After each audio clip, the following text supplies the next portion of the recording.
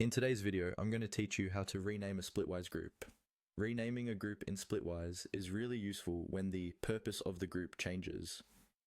Maybe your Summer Trip 2024 group is now being reused for Weekend Getaway, or a housemate moved out and you want the group name to reflect the new setup. Whatever the reason, the process is quick and simple once you know where to look. I'll walk you through each step so you can follow along in your own account.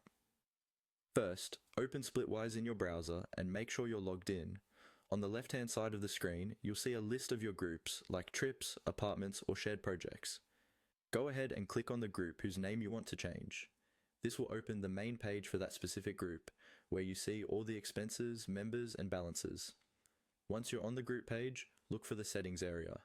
Typically, you'll see a small gear icon, often near the top of the group, close to the group name, or in the upper corner of the page. Click on that gear icon or anything labeled as settings for the group. This is where Splitwise keeps all the configuration options related to that group. After opening the settings menu, you should see an option that says Edit Group Settings or something very similar. Click on that.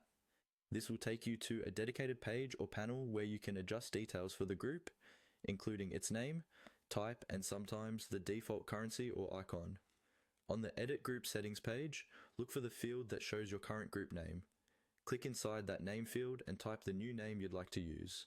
Try to choose something clear and recognizable so everyone in the group immediately understands what it's for. When you're happy with the new name, scroll down if needed and click the button to save changes.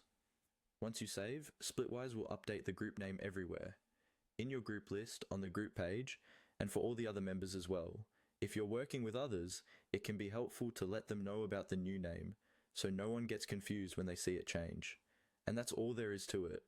By following these steps, you can keep your Splitwise groups organized and up to date as your plans and